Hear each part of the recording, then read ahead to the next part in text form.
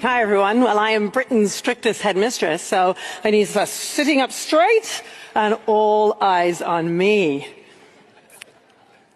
A few weeks ago, we all saw the same footage.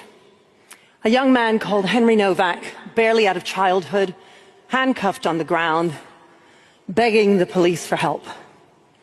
And what followed was the confusion of our commentators as they struggled to explain how our young police officers, sworn to protect the public, could behave in such a way. No one seemed to have a convincing answer. But when you spend a lifetime in schools, it's pretty clear what's going on. Those young police officers are not a special case. They're collateral damage, and the pattern runs far further afield than policing. Last September, Charlie Kirk was shot, and within hours, young people were celebrating all over the internet, despite the fact that his two little children would have to grow up without their father. Many of us looked on in disbelief. What has happened to the moral core of our young people? Something has changed profoundly in how our young people see the world. Those police officers were not evil. They were not incompetent. They were terrified. Terrified of being seen as racist. Charlie Kirk held views young people find objectionable, and so his death was cause for celebration. Henry Novak's attacker was a brown man, so the police's deepest instinct to protect the victim was overridden by their most powerful fear, being accused of racism. The police are not special. They're what some of our young people have become, so consumed by white guilt that they will do crazy, irrational, and inhumane things rather than risk being seen as racist. Unless we try to explain this change in our moral core and the moral core of our young people, and why we are witnessing this culture change across many Western countries, we cannot pretend to care about the West. Our profound lack of interest in the moral values surrounding our children has caused our civilizational collapse. The reason the younger generation see things as they do is because they have been taught to view people in two camps, those who are oppressed and those who are oppressors. And in their eyes, Charlie Kirk was an oppressor, so his death did not warrant grief. The man who killed Henry Novak belonged to the oppressed class, so the police's job was to protect him, not the dying man on the ground. This is not cruelty or incompetence. This is white guilt. And we are the ones who have taught this to our children. We, the boomers, the Gen Xers, the older millennials, we are responsible for not teaching our children the difference between right and wrong. We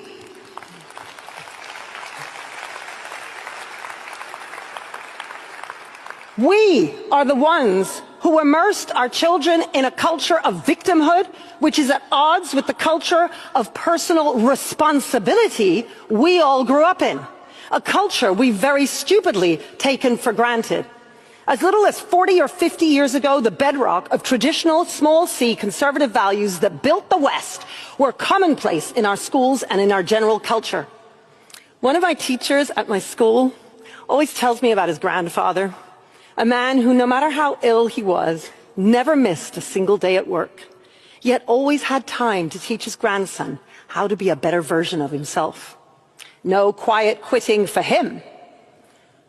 When he retired after 50 years with the same company, he was so proud of his company letter thanking him for his service that he gave it to his grandson. Once upon a time, we all knew that traditional values gave us a chance at a meaningful life. All the grandmothers knew it, all the pastors knew it, even the teachers knew it. So why don't our young people know it now? We boomers, Gen Xers, and older millennials think school is just about teaching algebra. Your kid's science teacher not so good? No big deal. Just get the kid a tutor. And sure, they're on social media, but we had TV and we assume they're the same. Parents are busy working. And well, your own parents didn't war game your upbringing. It just sort of happened somehow. You grew up without too much effort, and you turned out just fine. You know the difference between right and wrong. So why would you wargame the upbringing of your own children? Because raising a kid in the 21st century is a different order of magnitude of task. We have taken for granted the values from our elders, and we have missed the fact that we are the elders now. The only reason the Sex and the City liberalism of the 1990s was fine was because we were anchored by the small c conservatism of our parents and our grandparents. Do you ever wonder why Gen Z behaves so differently in the workplace? Not all of them, sure, but we all know they tend to be more performative than older generations, tend to value feelings more, and don't really embody the small c conservative values of duty to others or real sacrifice instead of the performative kind. Instead, young people swim in a culture of instant gratification and live your best life. You do you. Be who you want to be. And if you think Gen Z is bad, just you wait till you see Gen Alpha. The culture shift comes from what children learn at school and online. Ask any young person what history they learned at school, and they'll tell you Hitler. Ask them what else? Slavery. Ask them what else? American civil rights. In fact, what little they know of history will be all about black and brown people fighting for equality against the white man. Women fighting men for the vote. Gay and trans people fighting for various rights. Our young people have been taught that history is simply one long story about various groups struggling under the oppressive dead white man. Out with Dickens, Shakespeare, Kipling and Wordsworth. We must decolonize. History is taught through an oppressor lens. The triangular slave trade, white men held the power. What about Britain ending the slave trade? More than a quick mention, if at all? No. What of the Arab slave trade that lasted 3 times as long as the triangular slave trade? No. Okay, so GCSE history in Britain is often taught as migration through time. So the idea that Britain has always been a land of immigrants is embedded in our children's heads. Most schools would prefer to concentrate learning about the tiny number of black people who existed in Tudor England over a thorough analysis of England's break from Rome. Medieval history becomes her story and is told through the eyes of Eleanor of Aquitaine, because after all, she was a woman. Not to mention weeks on King Mansa Musa of Mali, because he was a black Muslim. His bearing on British institutions, laws and faith is non-existent. And the fact that he is said to have been the richest man in history, thanks in part to his massive slave-owning society, is a detail somehow that teachers rarely ever teach. But it isn't just our schools. It's our general culture, too. Take your kids to a museum or an art gallery in any Western country, and you'll find the same narrative. As an example, when learning about aviation in London's Science Museum and the extraordinary feat that is man making massive machines move in the sky, a write-up on the wall explains that women and black people were historically barred from aviation schools and the military.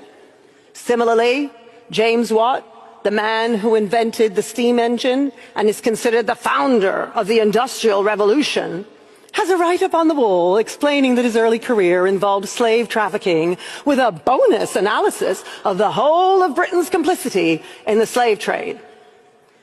They flatten the entire human story and all of its complexities into the narrative of oppressor and oppressed, leaving young people unable to see the world in any other terms.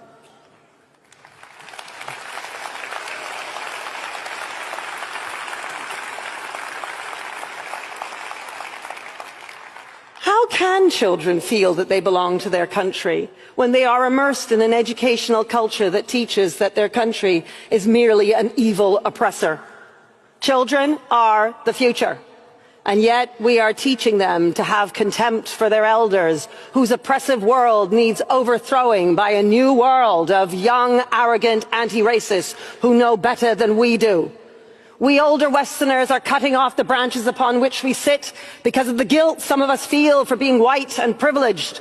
We look at Mandami, the mayor of New York, and Zach Polanski, the very popular leader of the Green Party amongst the under-30s in the UK, and we wonder what on earth is going on. Why are our young people voting for and cheerleading these Marxist and really quite extreme politicians? Few of us understand how much the online world reinforces this culture of the oppressor versus the oppressed. Victimhood saturates every video, whether it's about a foreign war, transphobia, or racism, and white guilt lingers everywhere. It should not come as a surprise that our young people's moral core does not recognize complexity or nuance. They have been formed by school and the online world to make one judgment only: oppressor or oppressed, good or bad, and they are desperate not to be seen as racist. We see this most starkly with our young police officers. Well, I'm here to tell you, that's on us. We don't care about childhood. And then we wonder why our children have imbibed the wrong values. At my school, Michaela, developing traditional moral character and defending our inherited tradition is at the center of what we do. Now, being a teacher, I've got some homework for you. I want you to live your lives by the small c conservative values that were instinctive to our grandparents. Be brave and put away your lifestyles of anything goes. Saving the West ain't easy, you know. And then you need to narrate those traditional values openly with your children, your grandchildren, your nephews, your nieces, as if we're going to war. We need...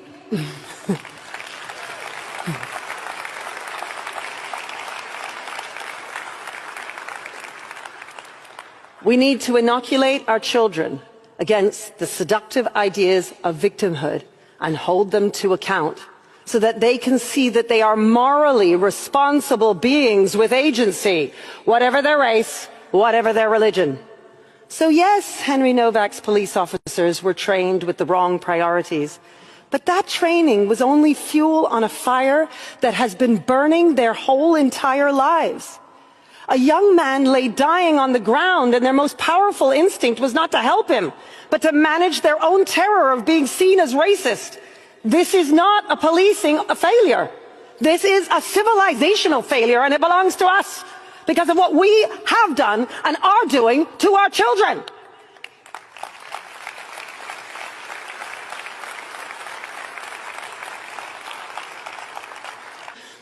We all need to be brave enough to teach children a sense of duty and service, love of country, gratitude over entitlement, hard work over laziness, forgiveness over vengeance. And our children will reject the oppressor and oppressed narrative instinctively. They will know in their hearts that dignity comes through owning one's moral agency, through being responsible and sacrificing for the betterment of the whole. Schools matter. Families matter. Children matter. Save our children and we'll save the West. Thank you.